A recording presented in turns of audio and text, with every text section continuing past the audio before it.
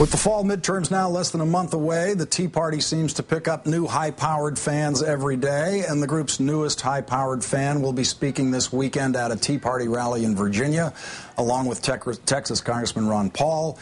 He's also a familiar face to anyone who watches cable news, and he steps into our spotlight tonight. Joining me now, host of the nationally syndicated radio show, The Lou Dobbs Show. Lou, thanks for joining us tonight. Lawrence, great to be with you, and congratulations on the new show. Well, you know, congratulations isn't exactly the right word, being stuck in one of these desks every night. Lou, you're speaking at the Virginia Tea Party Patriots Convention this weekend, so you're on board with this whole Tea Party thing. I have something for you to try on the stage. You're of the generation, you remember burning draft cards during Vietnam protests. Mm-hmm. Did you burn yours, by the way?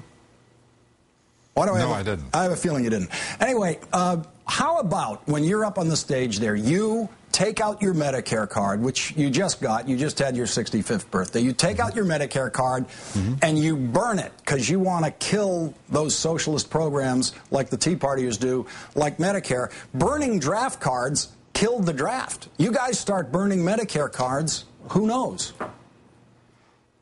Well, I think, first of all, your understanding of the causal relationship between burning draft cards and the outcome of the Vietnam War leaves a lot to be desired, Lawrence.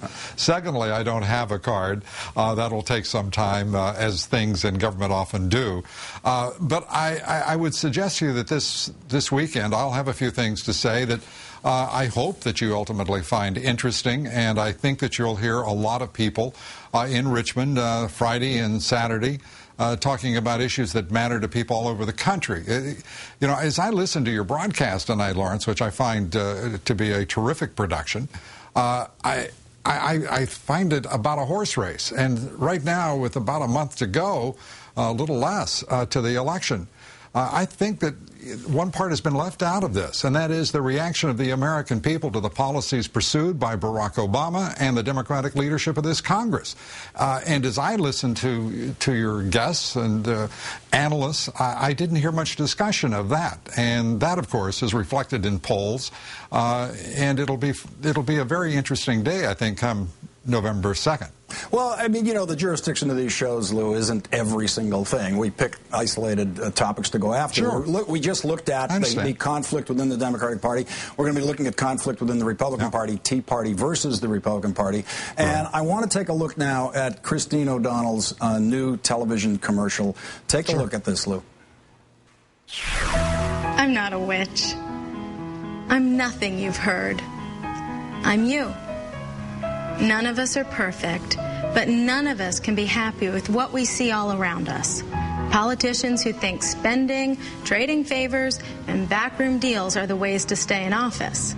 I'll go to Washington and do what you'd do. I'm Christine O'Donnell, and I approve this message. I'm you. So, Lou, is she you? Yes. In what way? Please explain.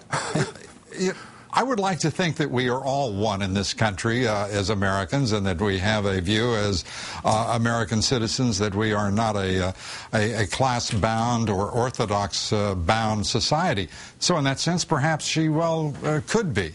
But I think that that's a voice that perhaps we will see resonate come November 2nd. With the American people. I think there is a certain, let's say, fatigue with elites who think they know better than the people that believe that the consent of the governed isn't required for a centralized government to move ahead with governance by fiat. I think that's being rejected. Lou, I want to get to a subject you've concerned yourself with over the years, immigration. On the Colbert Report back in July, Arturo Rodriguez, he's the president of the United Farm Workers, he was on that show, and he issued this challenge to out-of-work Americans. Listen to this. We're inviting Americans throughout the United States to come and try to work in agriculture if they don't believe, or if they believe that immigrant farm workers are taking away good American jobs. How many people of everyone in America have taken you up on this? Only 3 right now are actually working in the fields. 3 people? 3 people. Make that 4. I'll do it. All right. So, Lou, unemployment, never higher. You couldn't ask for more pressure on the American worker to send them into the fields to do this work, and they won't do it. Sure. So what's going on here? Why shouldn't we have immigrant labor come in and do this job for us if Americans refuse to do it? Yeah. As is so often the case in this debate on illegal immigration and border security, Lawrence, there is great fiction, there is great artifice, and there are straw men such as this one. I'm one of the people, Lawrence, who worked with migrant workers as a young man in the fields, in bean fields, produce fields, potato fields, hay fields. No one has more respect for those workers in those fields, most of whom were then illegal and are now illegal. But this is beside the point. The point in terms of, if one wants to go into the issue of employment, is leisure and hospitality, restaurants and hotels, construction, landscaping in this country. Those are the highest concentration of illegal laborers in this country. And interestingly, in each one of those industries, wages have been declining over the past 10 years. Declining, which reflects not a shortage of workers, but rather a surplus. And these, as you would suggest, are the facts that none of us can resist, and they are right there in front of us, and we have to figure out what they mean to us. Migrant workers have been part of a guest worker program in this country for a very long time. I'm one of those people who's called for their, them to be paid far more. It'll cost us more in the produce fields, but we won't be exploiting that labor.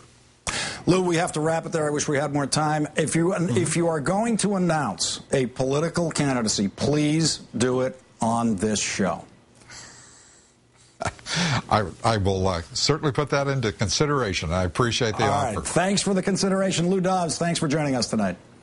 Thank you.